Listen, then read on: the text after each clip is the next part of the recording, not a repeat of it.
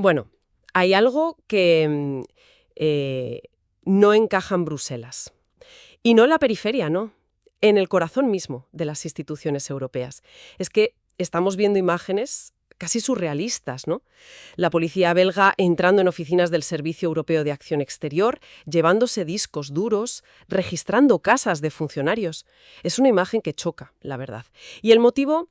Pues un posible fraude de decenas de millones de euros que salpica a nombres que han sido la cara de la política exterior de Europa durante años. Hoy vamos a analizar a fondo las acusaciones, los protagonistas y, sobre todo, el tenso juego de poder en el que estalla todo esto. La pregunta clave no es solo ¿qué ha pasado?, sino ¿por qué ahora? Y es un juego de poder con cifras, muy serias.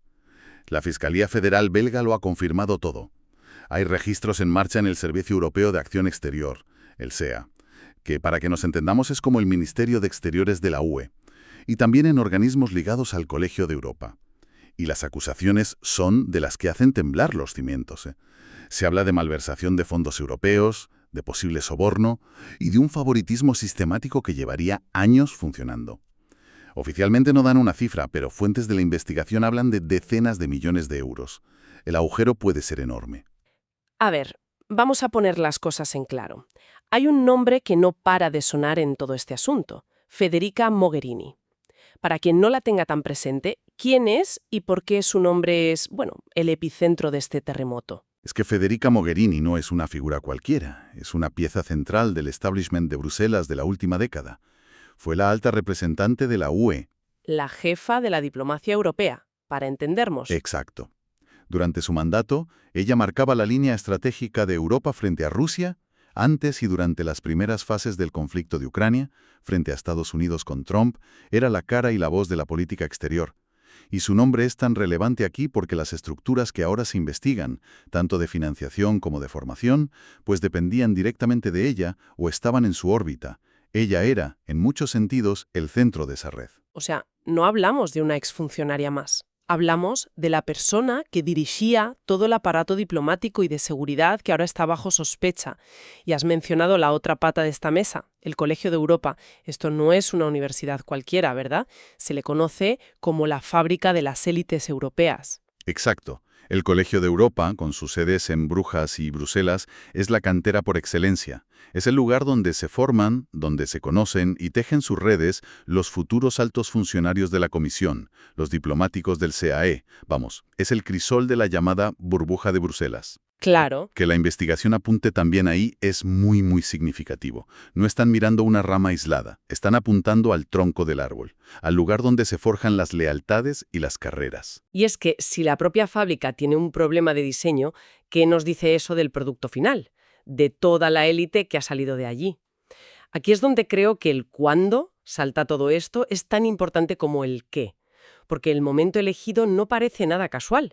De hecho, parece quirúrgicamente preciso. Es que es una coincidencia tan llamativa que muy poca gente en Bruselas cree que sea casualidad.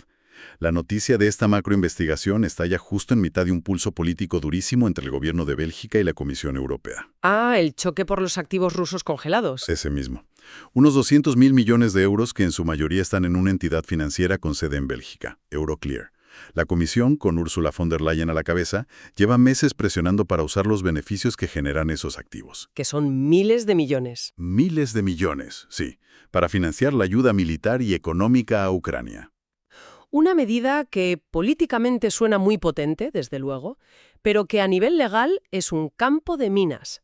Y Bélgica se niega. Se niega en rotundo, y su argumento principal es el Estado de Derecho. El gobierno belga dice que no se pueden confiscar o usar activos privados, aunque sean de un Estado como Rusia, sin una base legal europea clarísima. Y argumentan que ahora mismo esa base legal simplemente no existe. Entiendo el argumento legal, pero seamos un poco cínicos. ¿No hay también un punto de autoprotección? A Bélgica le interesa mucho ser vista como un centro financiero seguro. ¿Es defensa de principios o defensa de su propio negocio? Es que son las dos cosas a la vez y por eso el conflicto es tan profundo. Por un lado, está el principio legal, que además ha sido respaldado por el propio Tribunal Constitucional belga. Pero por otro, claro, está el interés nacional.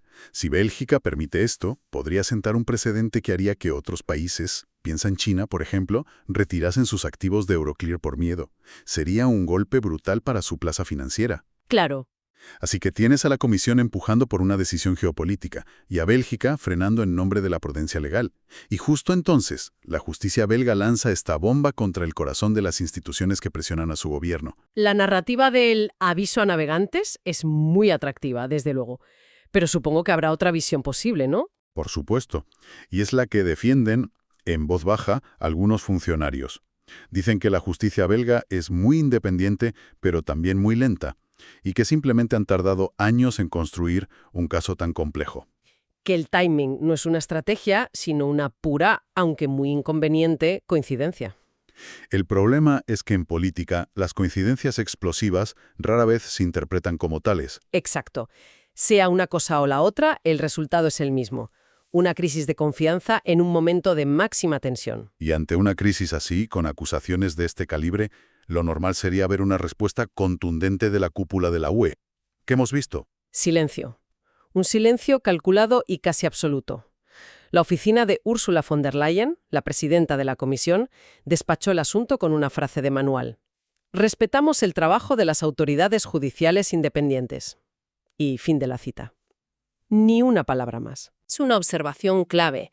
La diferencia fundamental es que el catargate afectaba principalmente al Parlamento Europeo, a políticos electos. Era un escándalo que, aunque grave, se podía aislar en un ala del sistema.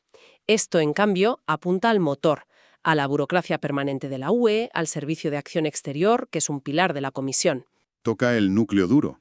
Toca el núcleo del funcionariado y de las estructuras de poder, y ahí la reacción instintiva es siempre la misma. Cerrar filas, minimizar el ruido y esperar a que pase la tormenta. La consigna parece ser: aquí no ha pasado nada.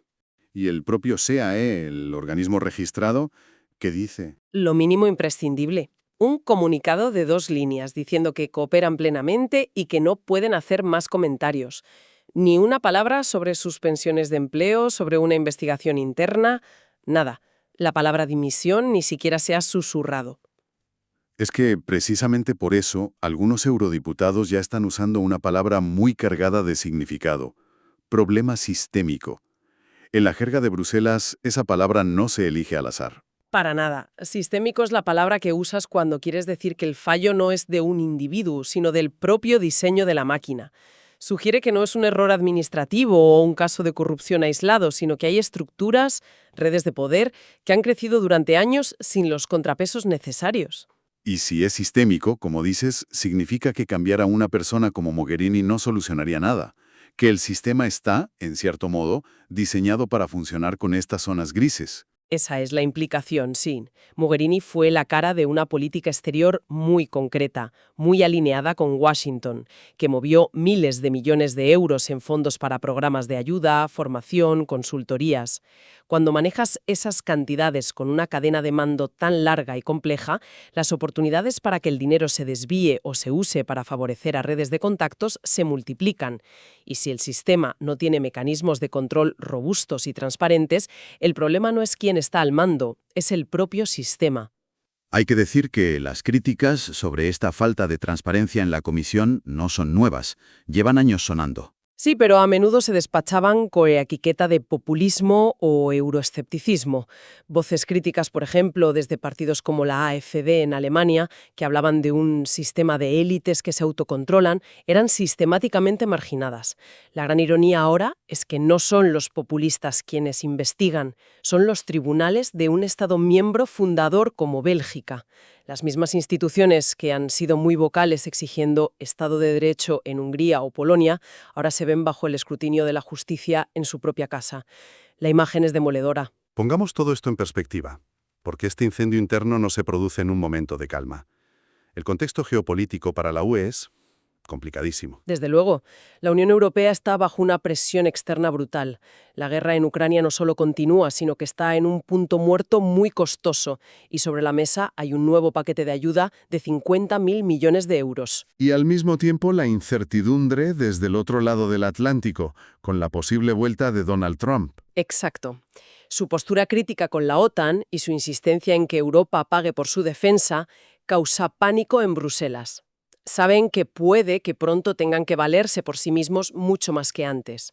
Y en medio de esa tormenta perfecta, cuando más necesitas unidad y credibilidad, estalla un escándalo sobre la posible malversación de millones en tu propio aparato de política exterior. ¿Cómo impacta esto en la práctica? Es el peor momento posible. Debilita a la UE en todos los frentes. De cara al exterior, ¿con qué autoridad moral vas a exigir reformas anticorrupción a Ucrania para darle los 50.000 millones si tienes una investigación así en casa? De cara al interior, da munición a los países más escépticos para bloquear fondos. Y de cara a Estados Unidos, pues refuerza la narrativa de gente como Trump de que las instituciones europeas son un nido de burócratas corruptos. Consume un capital político que ahora mismo es vital. Entonces, recapitulando, tenemos una investigación judicial muy seria sobre corrupción que coincide, sospechosamente, con una batalla política de alto voltaje entre Bélgica y la Comisión. Y todo en un momento de máxima debilidad geopolítica. Es llamativo además que la cobertura en los grandes medios ha sido, bastante discreta, ¿no? No está en el centro del debate público. No, la agenda la dominan otros temas. Pero el núcleo de este escándalo no va a desaparecer. Hablamos de millones de euros de los contribuyentes que presuntamente han sido malversados. Y aunque Ursula von der Leyen no esté ni mucho menos implicada personalmente, sí tiene una responsabilidad política ineludible como presidenta de la Comisión. Es la responsable última del funcionamiento de estas instituciones. Y esa responsabilidad, sea cual sea el veredicto de los tribunales, no se va a evaporar. Al final, este caso va mucho más allá de las cifras. Toca la fibra sensible de la transparencia y el control democrático en una organización que maneja un presupuesto anual de unos 170.000 millones de euros. Cuando las instituciones que predican a otros sobre el Estado de Derecho acaban siendo investigadas desde dentro, la pregunta que queda flotando es profunda. ¿Quién vigila realmente al vigilante? ¿Y cómo se asegura la rendición de cuentas cuando el poder se vuelve tan concentrado y tan complejo?